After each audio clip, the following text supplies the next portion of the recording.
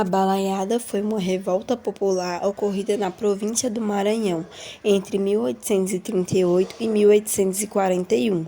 Seu nome se referia aos balaios cestos fabricados na região. As classes menos favorecidas estavam insatisfeitas com a situação precária vivida e não toleravam mais os desmandos dos líderes locais que governavam a província de forma autoritária. Os revoltosos entraram em combate contra as tropas do governo central e foram derrotados. O então coronel Luiz Alves de Lima e Silva, futuro duque de Caxias, liderou as tropas que derrotavam definitivamente a revolta. Antecedentes da Balaiada. Com a abdicação do trono do Império por Dom Pedro I em 1831, o Brasil foi governado por regentes, o período regencial, que se iniciou com a saída do primeiro imperador brasileiro e se encerrou com a coroação de Dom Pedro II em 1840.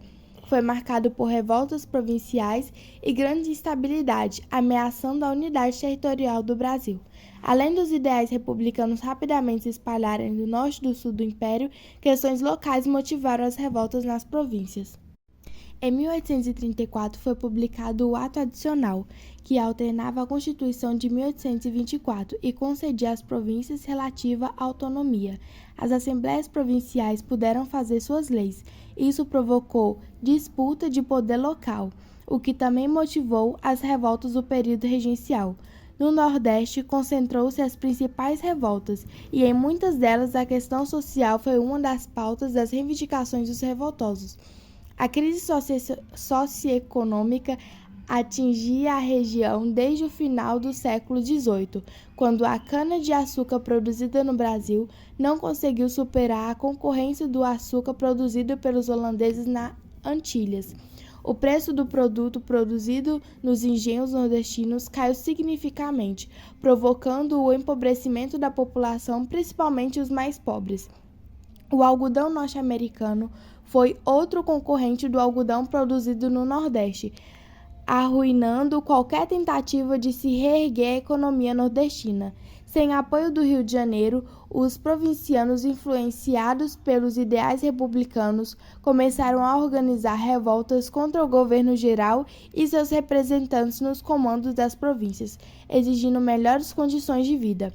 Até a coroação de Dom Pedro II em 1840, com apenas 13 anos de idade, as províncias entrariam em conflitos, ameaçando a unidade do Império Brasileiro.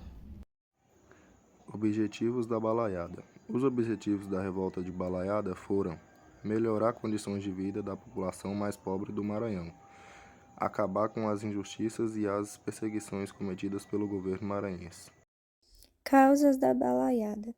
Por conta do Ato Adicional de 1834, as províncias tiveram mais autonomia para governar, o que motivou a disputa de poder entre grupos regionais. Quem estava no poder usou de todos os meios autoritários disponíveis para se manter no governo, enquanto os grupos rivais pegaram em armas para assumir o comando provincial. Além disso, os graves problemas sociais enfrentados pela população mais pobre fizeram com que o movimento ganhasse apoio popular. O Nordeste brasileiro foi diretamente afetado pela crise do açúcar, no final do século XVIII, quando os holandeses se tornaram grandes concorrentes da produção açucareira produzida na região. A descoberta das primeiras minas de ouro nas regiões de Minas Gerais e Goiás transferiu para o centro-sul da colônia o eixo econômico.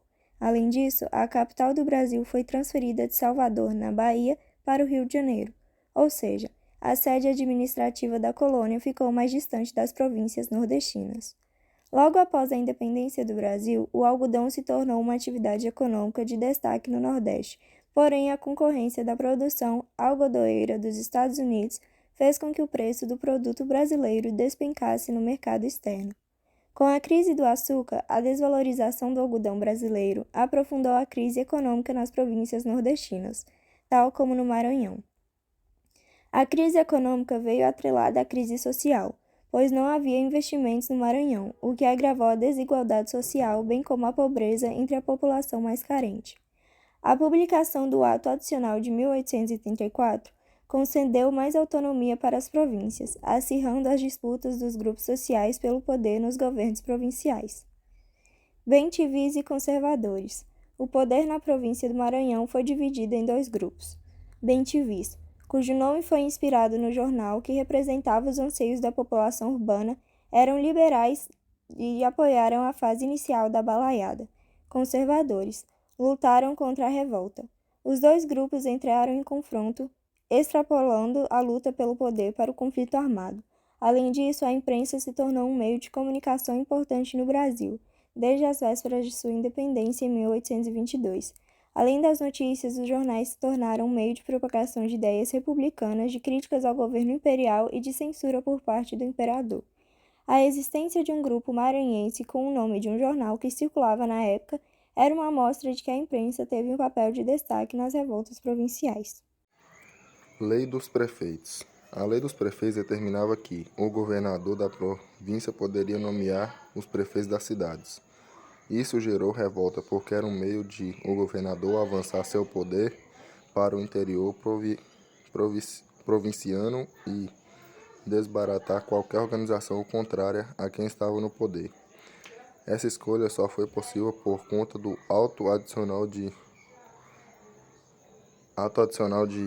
1834, que garantiu maior autonomia para os governos provinciais. Os líderes da balaiada se destacaram por adotarem táticas de guerrilha. Durante os conflitos, como as tropas do governo não tinham conhecimento da região, os ataques empreendidos pelos revoltosos colaboraram na derrota de algumas tropas e no fortalecimento do movimento. Os principais líderes da revolta foram Raimundo Gomes, vaqueiro conhecido como Cara Preta. Teve participação no começo da balaiada em dezembro de 1838, quando invadiu a cadeia de Vila Manga, no interior do Maranhão, para libertar seu irmão e outras pessoas que estavam presas. Manuel dos Anjos Ferreira, fabricante de balaios, decidiu se vingar do soldado que havia desonrado uma de suas filhas, e Cosme Bento de Chagas, negro líder de um quilombo, juntou-se a Manuel dos Anjos Ferreira e outros negros para fazerem a referida vingança. Revolta da Balaiada. A princípio, o movimento estava concentrado nas classes dominantes, mas com o agravamento da crise social, os mais pobres aderiram à revolta e se uniram às tropas rebeldes para derrubar o governo provincial. As disputas internas e a participação da população carente acirraram o embate entre os grupos opostos. Além disso, a forma autoritária com que a província do Maranhão era governada motivou o embate armado. A balaiada começou em dezembro de 1838, quando o vaqueiro Raimundo Gomes invadiu a cadeia da cidade maranhense de Vila da Manga para libertar seu irmão, acusado de assassinato, e outros presos que cumpriam pena. Os guardas não reagiram ao ataque e aderiram ao movimento. Raimundo procurou mais aliados para formar uma tropa de rebeldes contra o governo provincial.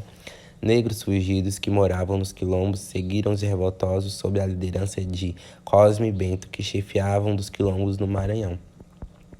Manuel dos Anjos Ferreira, um fabricante de balaios, por isso o nome da revolta, e se revoltou contra um soldado que havia desonrado uma de suas filhas. Determinado a se vingar, Ferreira saiu em busca de apoio por onde passava e organizou um grupo armado que atacava vilas e fazendas da região.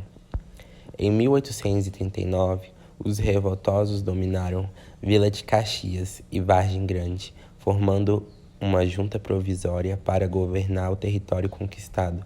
Apesar das vitórias obtidas no começo da revolta, os balaios começaram a perder força logo após a morte de Manuel dos Anjos Ferreira, alvejado em um dos conflitos contra as tropas imperiais. O fim da balaiada foi decretado após a chegada do coronel Luiz Alves Lima e Silva, o futuro duque de Caxias. Ele chegou ao Maranhão em 7 de fevereiro de 1840, com 8.000 homens fortemente armados. Caxias derrotou Raimundo Gomes sem muito esforço. Dom Pedro II, recém-coroado imperador do Brasil, decretou a anistia dos rebeldes que se entregassem às tropas imperiais. Esse ato fez com que mais de 2.500 revoltosos se entregassem, enfraquecendo o movimento e ajudando as tropas a derrotarem os últimos focos de combate da balaiada. Os participantes da revolta foram mortos pelas tropas. Dessa forma, a unidade foi territorial do Império se manteve, a instabilidade política se concretizou.